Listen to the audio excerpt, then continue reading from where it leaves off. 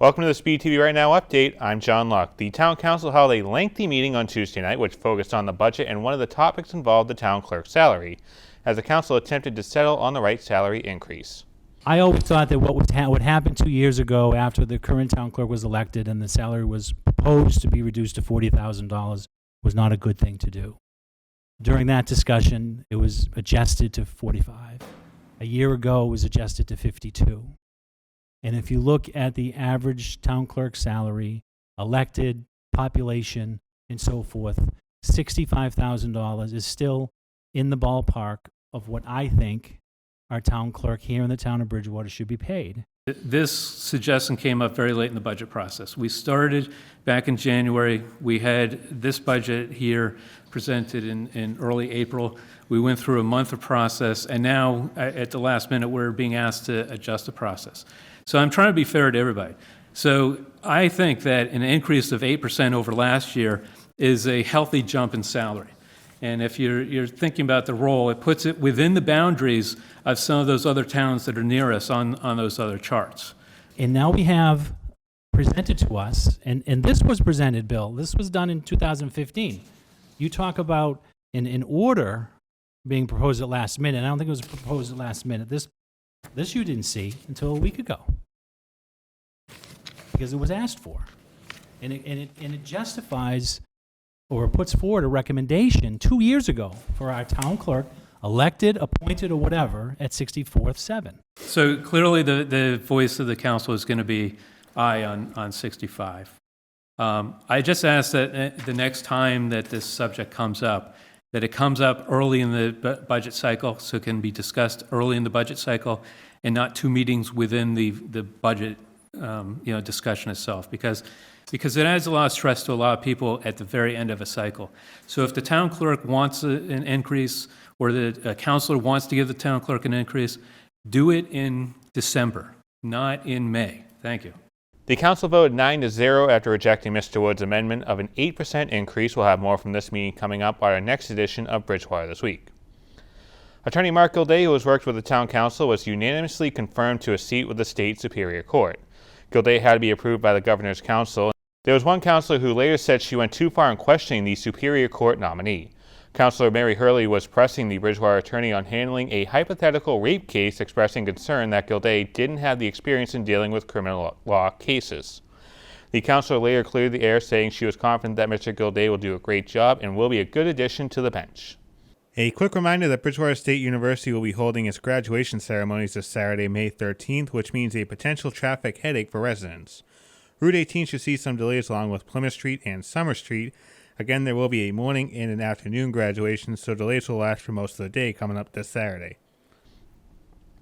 On this week's edition of Bridgewater This Week, we showed you a ride-along with the Bridgewater Police Department, which focused on Spring Fest while making a few stops on the way. And right now, we're going to give you a preview of Part 2 from the police ride-along. So living in town, I'd imagine it kind of is an added bonus trying to keep the town that you live in or live around safe. Yeah, absolutely. I mean, it gives you a sense of pride knowing that you're taking care of the people that you grew up with, that, you know, people that are your neighbors and, you know, like go to the grocery store with, and, you know, your kids. I don't have any kids, but, you know, your kids and their kids might go to school or together and they play sports and stuff like that.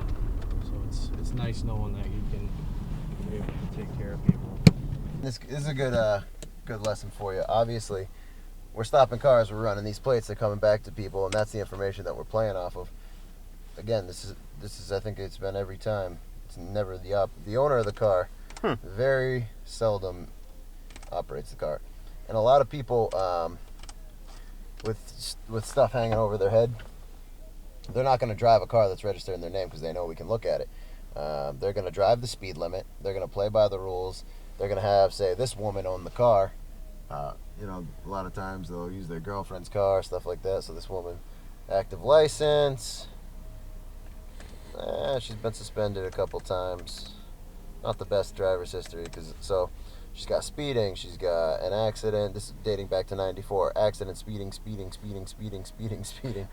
There's a theme here. You know what I mean? So she's not the best driver, but... Again, Part 2 of the ride-along will be shown on the next episode of Bridgewater This Week, coming up on May 26th.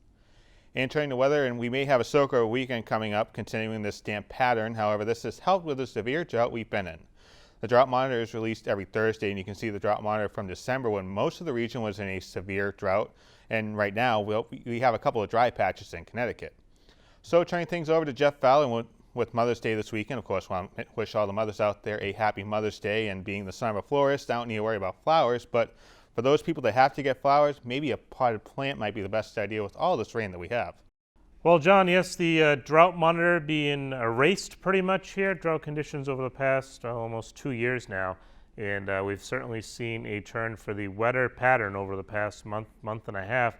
And that pattern has continued. Interestingly, we've been in a blocking pattern across much of the country, something we would typically see in January and February, not so much May.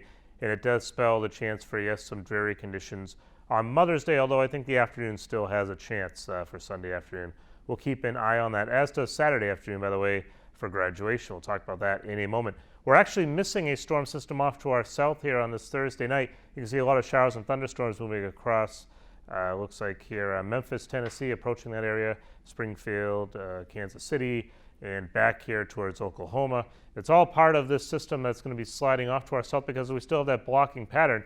So it's actually going to be blocking this system, which will be moving off to our south. As we zoom in here, you can see we have some upper level energy that's going to start diving down and more energy moving across the country. And how those two interact over our area will determine how much rain we see this week. And if you look closely, you see a little bit of a low cloud starting to make their way down the Maine coast, down East Maine here. Those will actually approach our area overnight tonight. So there could be some clouds and mist, especially in the eastern half of New England. Then what happens this weekend? Well, here's one depiction of a storm system that will be forming here and moving very close to New England and kind of stalling out to our east, right off the coastline. If that does happen, we could be in line for some heavier rains here. Again, it looks like the heaviest rain should affect us Saturday night and Sunday. Here's what it means. Here's the map here. For Saturday night, you can see this low pressure forming off the New England coastline, and it's linking with some energy to our north. And we're kind of right in the bullseye here for your Saturday night. But you'll notice by the time we get towards Sunday afternoon,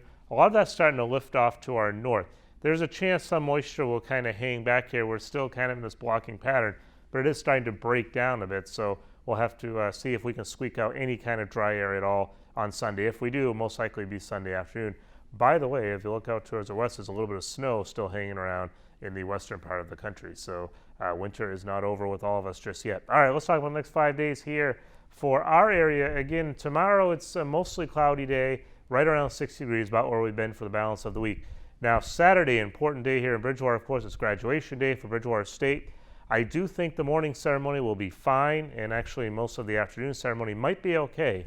A lot of the steadier rain should come in here, eastern New England, by Saturday night. So during the day on Saturday, fishing derby as well over at Skeeter Mill Pond Saturday morning. I think you'll be okay for that.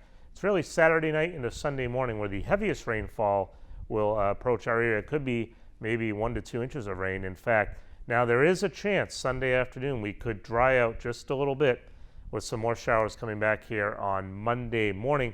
And then you see that big sunshine here by Tuesday, the sign of things to come as we dry out and warm up for next week. Thanks, Jeff. Plans are now coming together for the town's traditional 4th of July celebration. The day's events will begin with the annual parade coming up at 10 a.m., followed by the ever-growing Arts Festival at BSU's Boyden Quad.